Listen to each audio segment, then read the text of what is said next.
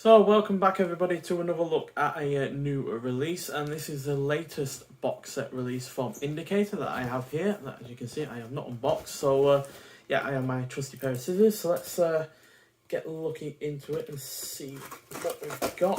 So yeah, I'm looking forward to this. This was actually released on Monday, but Royal Mail in the UK have been a bit lagging lately with their postage delivery times, which I would have thought from Indicator would have meant that they would have started delivering it later rather than, earlier, before the release date of the box set than earlier. So I've got a lot of packaging to get out of the way. Although I do prefer that they put this in because this is actually recyclable and bubble wrap isn't. Although the box set itself does come in bubble wrap. So yeah, here we go. So let's get it out. Easy enough to get off because it's, again, well packaged but not to the point of being impenetrable, which is usually an annoying thing with some releases. So yeah, there we go, Columbia Noir number 4. We've already seen all 3 before. I did a whole review on all 3 of them all at once. So yeah, I've been really looking forward to this, as the vast majority of those 18 films in the previous 3 box sets were great, as there were 6 in each one, and yeah, there was only really one that I didn't like, and then there was another 2 that maybe I wasn't massively fond of, but there was still a 3-star film regardless of that. So yeah, so technically 15 films out of 18 really isn't a bad showing whatsoever. So yeah, there we go, in all its glory. So yeah, pre-ordering this from Indicator themselves meant that you got a £5 off, so instead of 50 it was 45, which is really rather decent. And yeah, there's the rear of it with all the details of what's in it and all that lot. And yeah, 6 films once again, 6 films that I haven't seen, so I'm not going to review them, but yeah, still 6 films that I have been looking forward to seeing. And yeah, we'll take a look over them. So yeah, the first of them is Walk a Crooked Mile, which is from 1948, clocking in at 91 minutes long, and yeah, it's in the English language, like all of them. And yeah, all but one of these are actually in black and white, so it's actually, I think, the first time I've had a colour feature in one of these box sets. So yeah, that is going to be interesting to see. But yeah, this has Lewis Haywood and Dennis O'Keefe in the starring roles. Can't say I think I've seen anything from them before, but it is directed by Gordon Douglas, who again I don't think I've seen anything from before. But yeah, really nice, gorgeous artwork on it, as well as on the inside. Again, you only have the Blu-rays on these, no DVDs or anything like that, but that doesn't really bother me whatsoever. And yeah, really looking forward to seeing that.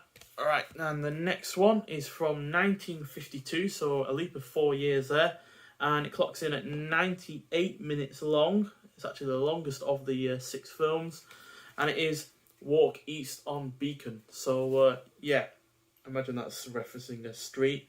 And yeah, it's got George Murphy in the lead role. Again, I don't think I've seen anything from him before, and directed by Alfred Worker. But again, nice artwork in inside there, and again, like all the rest, only the Blu-ray. So yeah, this is rated slightly lower than the previous one, which was a 12. That one's a PG. And yeah, then thirdly, we have from 1954, clocking in at 88 minutes long, Pushover. Now this looks like the 5 Against the House artwork, because it does also, which also stars Kim Novak, and that is Kim Novak herself. So I have seen something from her before. She was actually fairly good in 5 Against the House, but the film itself wasn't particularly brilliant. But yeah, this also stars Fred McMurray even, and Phil Carey. And yeah, again, really nice artwork all around.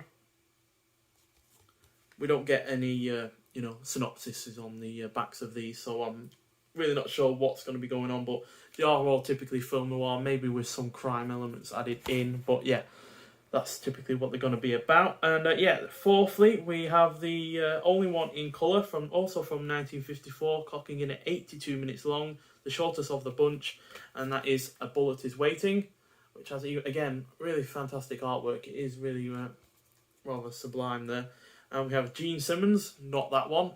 Rory Calhoun, who I think I've heard of before. Stephen McNally, again, I think I've heard of him. And Brian Ahern. Directed by John Farrow. I don't think I've seen anything from him before. But yeah, there we go. There's the artwork inside. I think it's only got a 4 cast list, which is interesting. But yeah, again, I'm looking forward to seeing that purely because it's in colour and we've not had a colour one from these box sets before. And yeah, that is also rated 12 like the first film.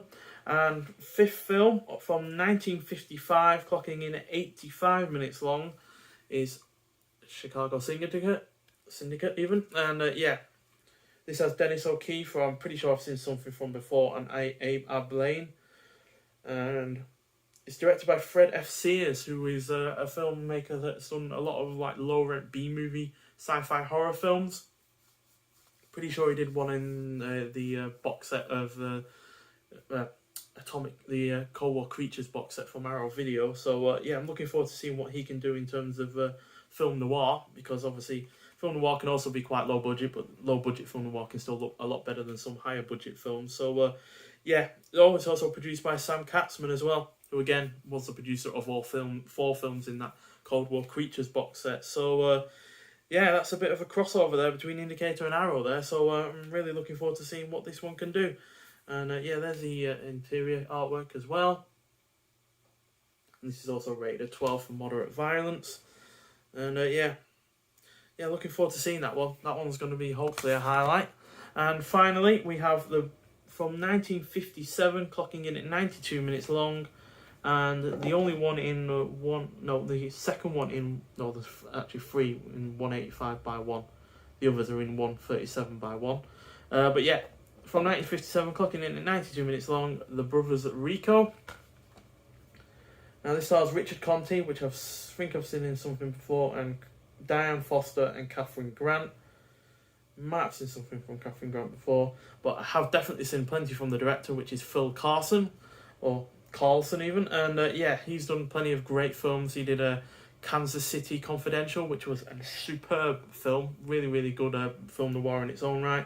Also did a couple of films from the Matt Helm series, the first and the last, 2 of which were the better of the 4.